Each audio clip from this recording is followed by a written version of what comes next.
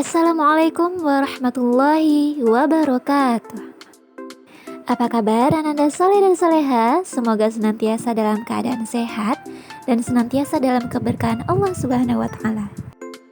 Ananda soleh, pada pertemuan kali ini Ustazah akan menjelaskan materi tentang adab berbicara dengan orang lain dan mengenal sirah Nabi Muhammad SAW. Adab berbicara dengan orang lain. Adab berbicara adalah menjaga diri dari kata-kata yang menyakiti atau tidak berkenan di hati orang lain. Berikut ini merupakan adab ketika kita berbicara dengan orang lain. Yang pertama, berbicara yang baik dan secukupnya. Nah, saat kita berbicara, gunakan kata-kata yang baik dan sopan ya nak ya. Yang kedua, tidak ghibah. Artinya, saat kita berbicara dengan orang lain, kita tidak boleh membicarakan keburukan orang lain ya nak ya. Kita tidak boleh membicarakan keburukan teman-teman kita. Kita tidak boleh membicarakan keburukan orang tua kita misalkan, atau guru-guru kita misalkan ya. Kemudian, kalau Ananda semua mau membicarakan hal-hal yang baik mengenai orang lain, nah itu baru boleh ya. Yang ketiga, melihat wajah lawan bicara. Nah, yang ini juga penting ya nak ya. Jadi saat kita berbicara dengan orang lain, kita harus melihat wajah lawan bicara kita. Jangan melihat ke tempat lain atau malah memalingkan muka ya nak ya. Nah, itu nggak boleh ya. Yang keempat, antusias. Nah, saat kita berbicara dengan orang lain, kita harus antusias nak. Artinya semangat. Kalau misalkan ada teman kita yang berbicara dengan kita harus memberi tanggapan ya, memberi tanggapan yang baik, komentar yang baik, antusias namanya ya. Adab dan etika berbicara. Berikut merupakan etika kita saat berbicara dengan orang lain ya.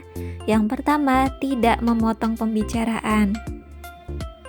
Jadi, ketika kita berbicara dengan orang lain, kita tidak boleh memotong pembicaraan ya nak ya. Contohnya, misalkan guru berbicara dengan Ananda, maka tugas Ananda adalah mendengarkan dengan baik sampai guru tersebut selesai berbicara. Nah, kemudian Ananda baru menanggapinya ya. Yang kedua, tidak berdebat. Yang ketiga, tidak banyak bicara. Dan keempat, harus selalu jujur. Nah, berikut merupakan cara membiasakan diri berbicara dengan orang lain. Yang pertama, mengawali dengan salam. Yang kedua, menggunakan kata maaf untuk meminta tolong. Yang ketiga, berbicara tidak terburu-buru. Yang keempat, tidak meninggikan suara. Yang kelima, tidak menggertak. Yang keenam, jika berbicara dengan yang lebih tua, hindari menggunakan kata kamu, Anda, dan sebagainya. Gunakanlah kata bapak, ibu, dan kakak. Nah, itu tadi merupakan penjelasan tentang adab berbicara dengan orang lain.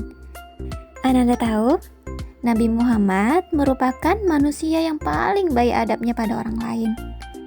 Jadi, sekarang kita akan membahas mengenai sirah Nabi Muhammad SAW agar kita semakin mengenal Nabi kita. Nah, berikut ini merupakan alasan pentingnya kita belajar sirah Nabi Muhammad SAW. Artinya kita belajar kisah Nabi Muhammad ya nak ya. Yang pertama, kita mengetahui lika-liku kehidupan Nabi Muhammad SAW. Yang kedua, mengetahui suri tauladan dari Nabi Muhammad. Yang ketiga, kita bisa memahami turunnya ayat Al-Quran. Yang keempat, kita bisa mempelajari akhlak Nabi Muhammad SAW. Yang kelima, mempelajari metode dakwah beliau. Masa jahiliyah. Sebelum Rasulullah lahir, terdapat masa jahiliyah, yaitu masa kebodohan, di mana penduduk Arab pada saat itu melakukan kebiasaan-kebiasaan buruk. Mereka percaya akan tahayul, gemar mabuk dan berjudi, merampok dengan kejam, gemar membunuh, tidak mengenal sopan santun, bahkan mereka memakan bangkai binatang. Kemudian, beberapa saat sebelum lahirnya Nabi Muhammad SAW, terjadi banyak peristiwa luar biasa. Yaitu antara lain, Allah memberi penghormatan kepada Nabi Muhammad SAW berupa sholawat. Kemudian sebelum Rasulullah lahir, terjadi peristiwa tentara bergajah yang dipimpin oleh Abraha hendak menghancurkan Ka'bah.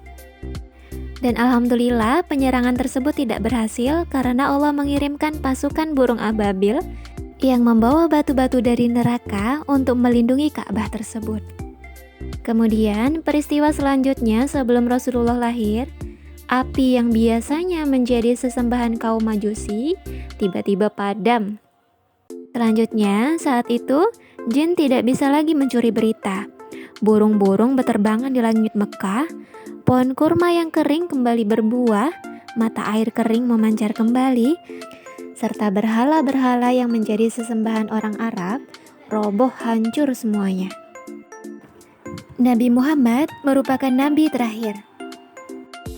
Ayahnya bernama Abdullah, putra Abdul Muthalib, dan ibunya bernama Aminah binti Wahab, putri pemimpin Bani Zurrah.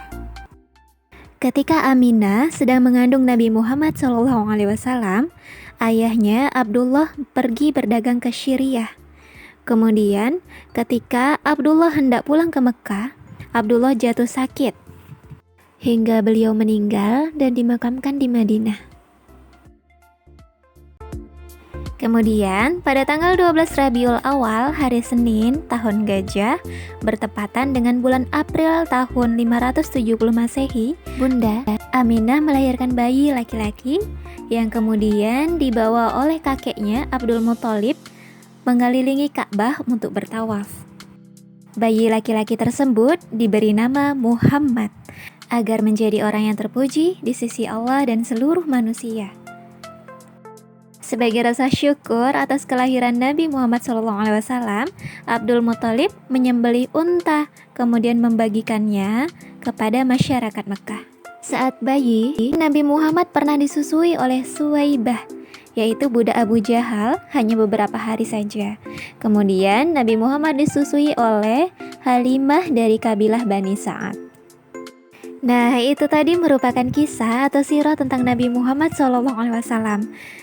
Ayo sama-sama kita tumbuhkan rasa cinta kita kepada Nabi Muhammad SAW. Sebagai penutup, silakan Anda semuanya kerjakan tugas berikut ini. Terima kasih atas segala perhatian. Mohon maaf atas segala kekurangan. Wassalamualaikum warahmatullahi wabarakatuh.